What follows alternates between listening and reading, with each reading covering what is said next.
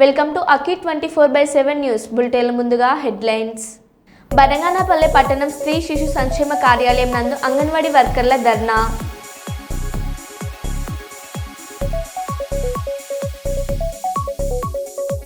ఇల్లందు మండలంలోని కొమ్రారం అటవీ అధికారి కార్యాలయంలో ఏసీబీ అధికారులు దాడులు.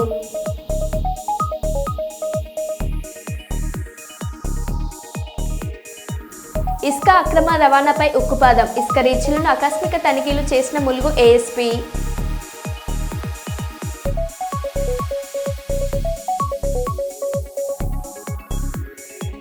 సూర్యాపేట జిల్లాలో గల లింగమంతుల జాతరకు ఎమ్మెల్సీ శ్రీమతి కవిత పాల్గొని స్వామివారికి బోనాన్ని సమర్పిస్తూ ప్రత్యేక పూజలు.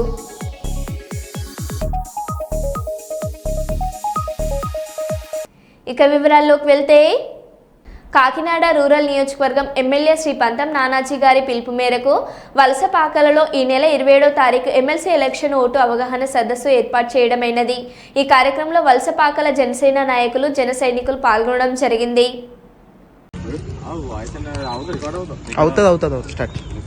అందరికీ నమస్కారం. ఎన్డీఏ కూటమి అభ్యర్థి అయినటువంటి శ్రీ పేరాబత్తుల రాజశేఖర్ గారు ఎమ్మెల్సీగా పోటీ చేయుచున్నారు. బలవంగా మనందరం కూడా ఆయన బలపరుస్తూ ఈ ఓటు ఎవరైతే ఉన్నారో మన వలసపాకల్లో సుమారుగా 700 మంది ఉన్నారు. వాళ్ళకి ఈ అవగాహన గురించి మేము అవగాహన సదస్సు పెట్టాలని మేము ఎదురుకొచ్చాం. ఈ ఓటు ఎవరు పడితే వాళ్ళు ఎలా వేశారంటే, లాస్ట్ టైము టిక్ మార్క్ ఒకరు పెట్టారు, ఇంటూ మార్క్ ఒకరు పెట్టారు, ఏదో చుక్క అని చెప్పి చుక్క పెట్టారు. కొంతమంది అయితే సిగ్నేచర్ చేశారు. ఇంకొంతమంది అయితే బ్యాలెట్ నమూనా ఏదైతే అంకి వచ్చిందో అంకి అక్కడ తీసుకెళ్లి క్యాండిడేట్ పక్కన వేస్తారు. ఇవన్నీ ఇన్వాలిడ్ అండి.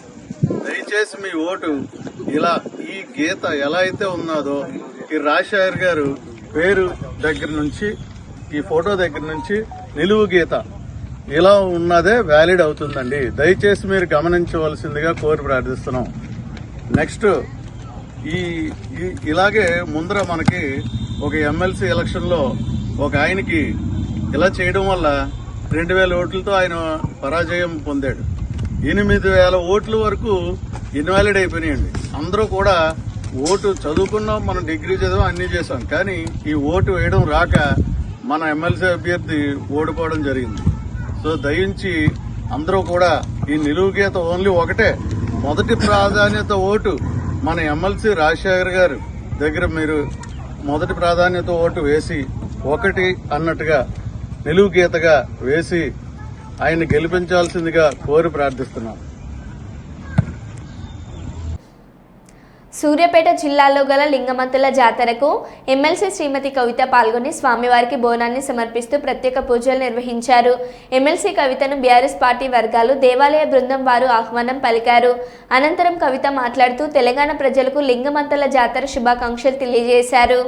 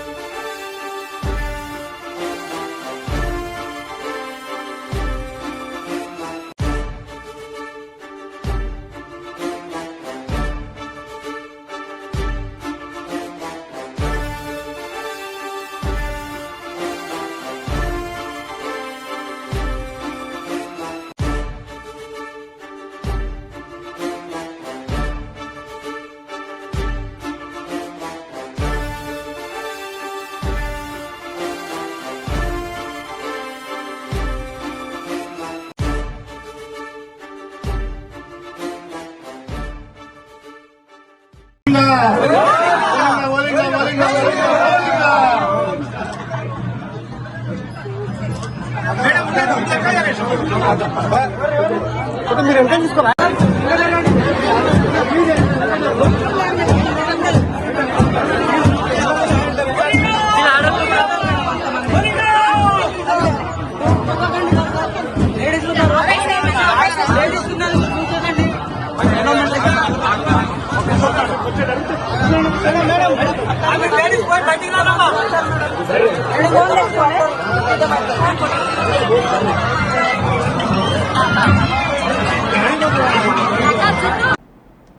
డాక్టర్ బిఆర్ అంబేద్కర్ కోనసీమ జిల్లా ఆత్రేయపురం పూతరేకుల తయారీ కేంద్రాలపై ఫుడ్ సేఫ్టీ అధికారులు సోమవారం దాడులు నిర్వహించారు.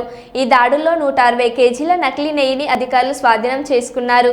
పూతరేకుల తయారీలో కొద్ది కాలంగా నకిలీ నెయ్యి ఉపయోగిస్తున్నారన్న ఆరోపణలు రావడంతో అధికారులు దాడులు నిర్వహించారు. కొన్ని షాపుల్లో దాడులు జరుగుతున్న విషయం తెలుసుకొని మరికొన్ని షాపుల యజమానులు తమ షాపులను మూసివేశారు.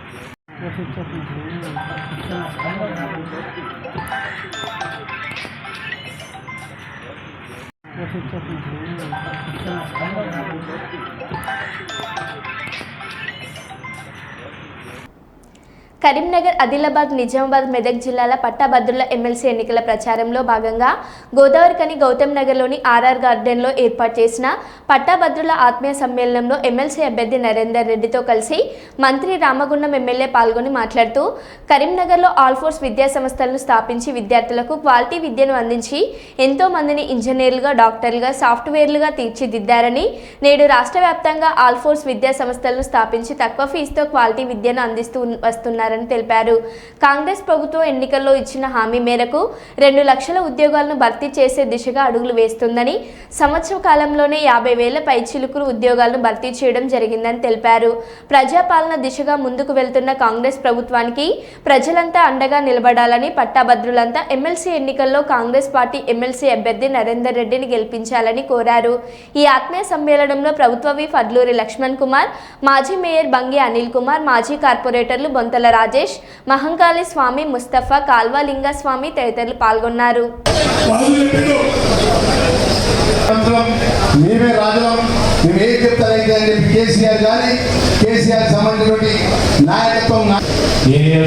పట్టభద్రులు మరి ఓటర్లుగా ఎన్నికై ఉన్నారు. వేలాది మంది ఇతరులు కూడా పట్టభద్రులు ఎన్రోల్మెంట్ చేసుకోవడం. ఈరోజు ఎన్రోల్మెంట్ చేసుకున్న చాలా మంది పట్టభద్రులకు సంబంధించి ఎన్నిక చాలా ముఖ్యమైనది. ఎందుకు నరేందర్ రెడ్డి గారిని ఎంపిక చేసింది కాంగ్రెస్ పార్టీ? విద్యా వ్యవస్థకు సంబంధించి ఈరోజు తెలంగాణ, అదేవిధంగా ఉమ్మడి కరీంనగర్ జిల్లా వాస్తవ్యులు, మన జిల్లా పట్టభద్రులారా మీరు అందరూ కూడా ఆలోచన చేయాలి.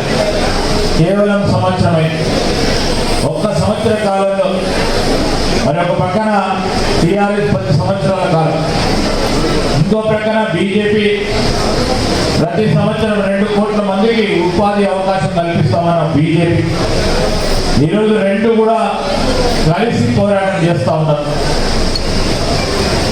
10 సంవత్సరాల కాలంలో వాళ్ళు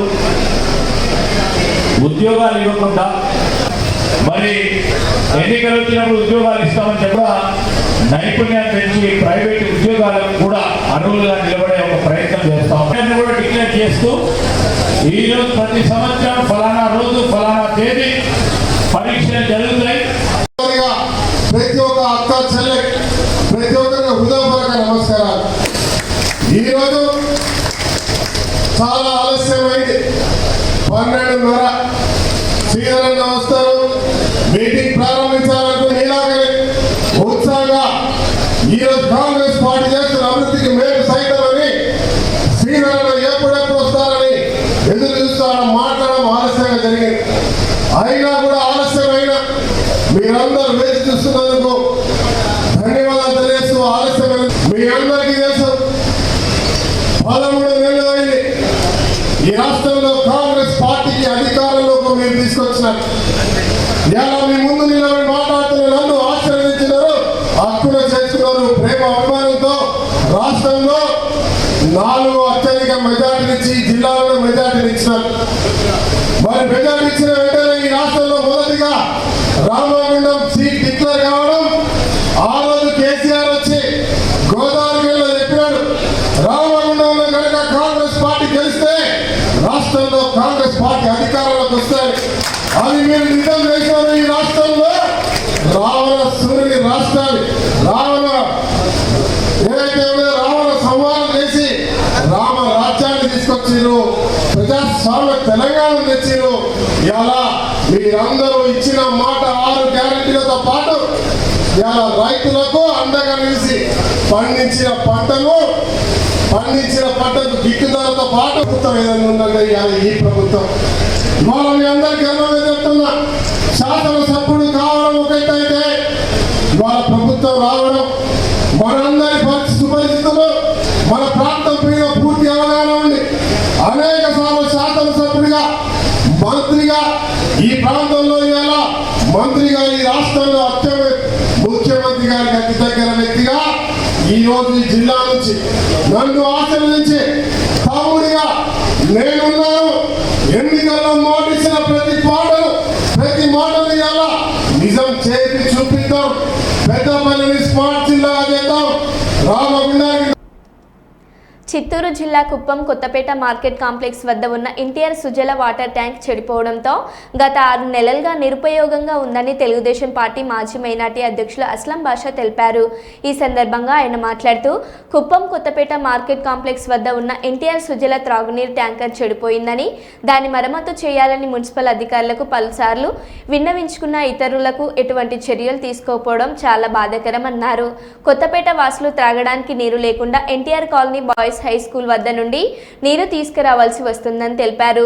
రాష్ట్ర ముఖ్యమంత్రి నారా చంద్రబాబు నాయుడు కుప్పం నియోజకవర్గంలోని ప్రజలు ఎటువంటి ఇబ్బందులు ఉండకూడదని అధికారులకు తెలిపిన అధికారులు పట్టించుకోలేకపోవడం చాలా బాధాకరమని తెలిపారు.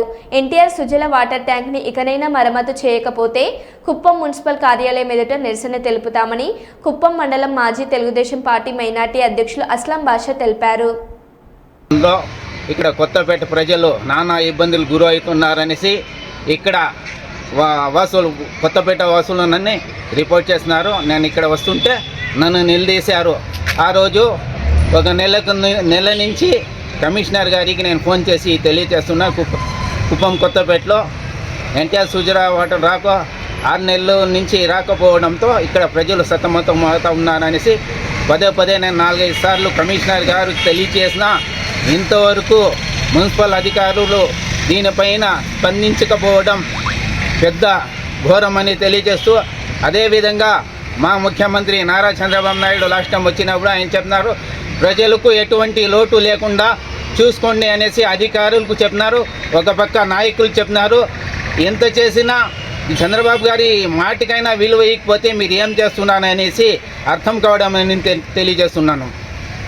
ఇక మీరు ఈ ఎన్టీఆర్ సుజల వాటర్ సరి చేయకుంటకపోతే మేము మున్సిపల్ ఆఫీస్ దగ్గర వచ్చి ధర్నాలు చేసే దాకా వస్తామని తెలియజేస్తున్నాను.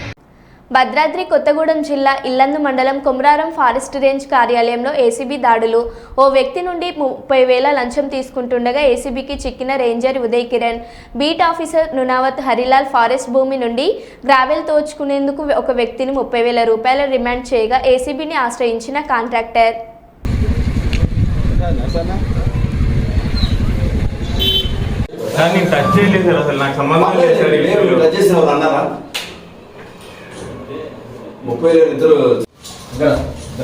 సార్ అసలు నేను టచ్ చేయలేదు సార్ నోట్స్ని సార్, అసలు నేను ముట్టుకోలేదు సార్. అది సార్ అసలు నాకు సంబంధం లేదు సార్. Sir 2304 okay sir.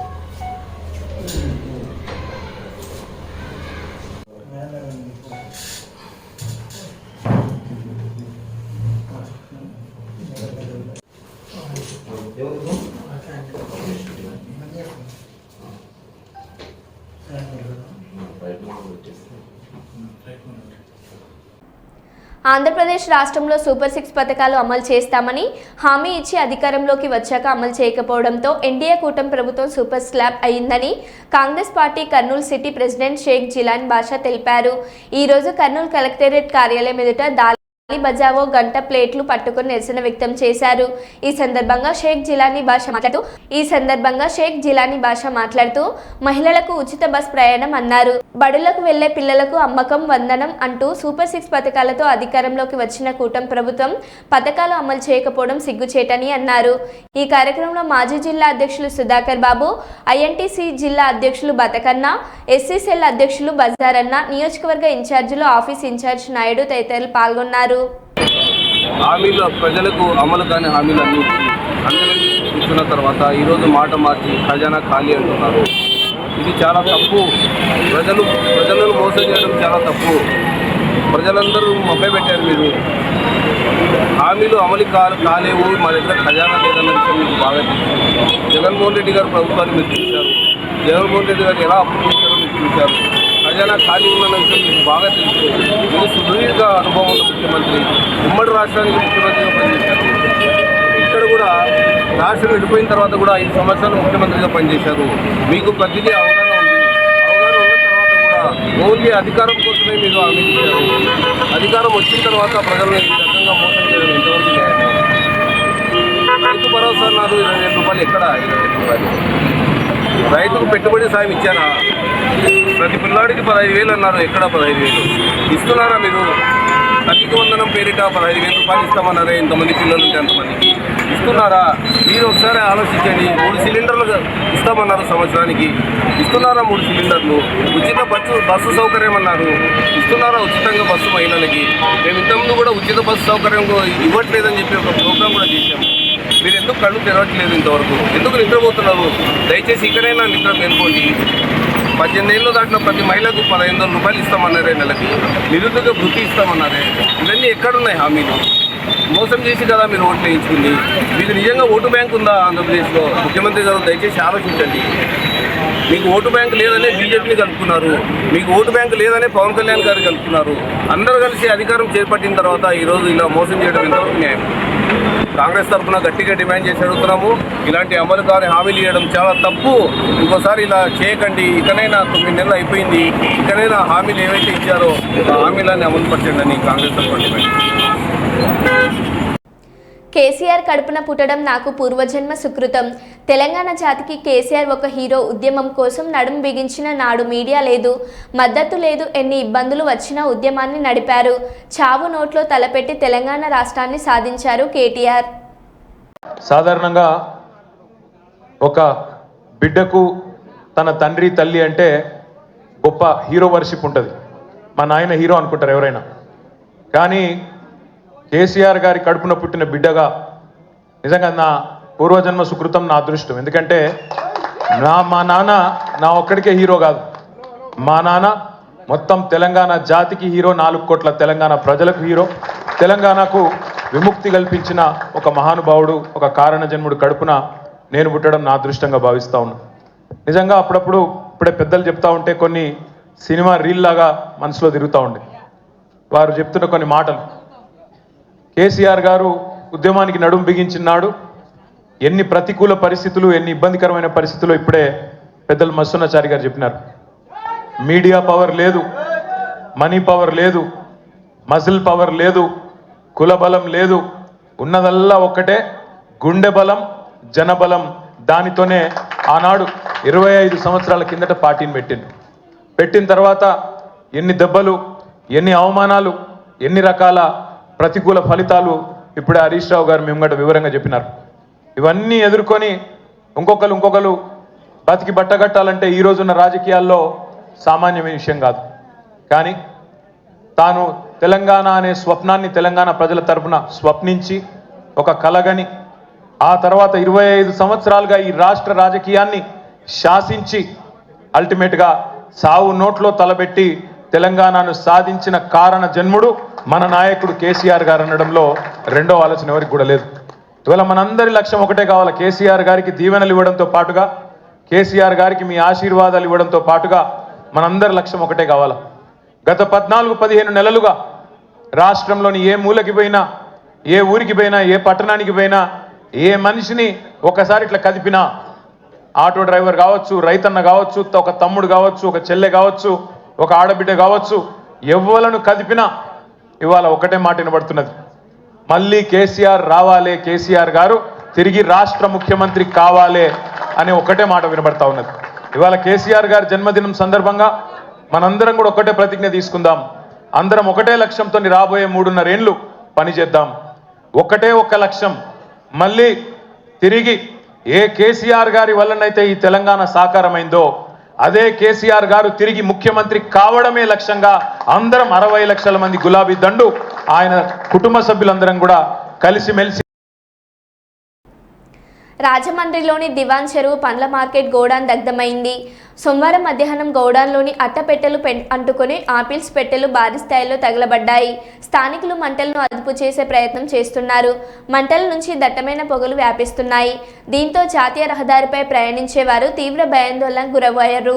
అగ్నిమాపక సిబ్బంది ఘటన స్థలానికి చేరుకుని మంటలను అదుపు చేయడానికి యత్నిస్తున్నారు.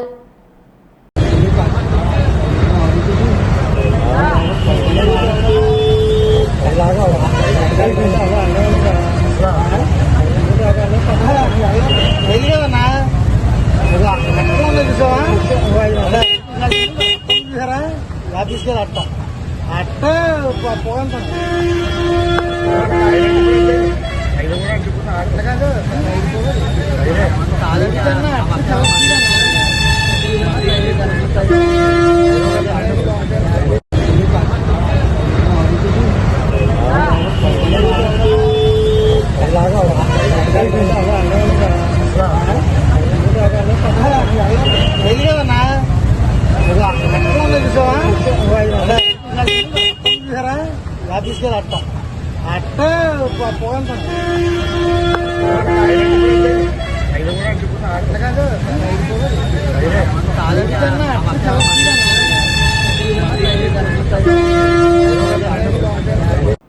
ప్రజావాణి కార్యక్రమంలో ప్రజల నుండి వచ్చిన వినతుల పరిష్కారానికి సంబంధిత శాఖల అధికారులు చర్యలు చేపట్టాలని హన్మకొండ జిల్లా కలెక్టరేట్ ప్రావీణ్య అన్నారు. సోమవారం హన్మకొండ జిల్లా కలెక్టరేట్లోని కాన్ఫరెన్స్ హాల్లో వివిధ శాఖల జిల్లా అధికారులతో కలిసి ప్రజావాణి కార్యక్రమాన్ని నిర్వహించారు. ప్రజావాణి కార్యక్రమంలో ప్రజల నుండి జిల్లా కలెక్టర్ ప్రావీణ్య, అదనపు collector Venkatareddy, DRO V Ganesh వినతులను స్వీకరించారు.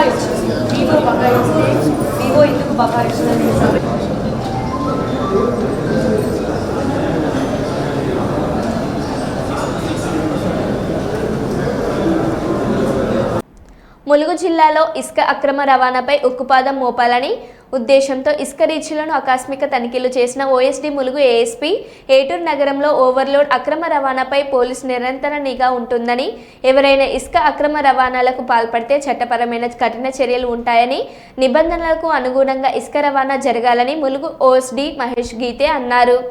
ఈ కార్యక్రమంలో భాగస్వామి Satish, fabrication photo session Srinivasulu ఈ సమావేశంలో పాల్గొన్నారు.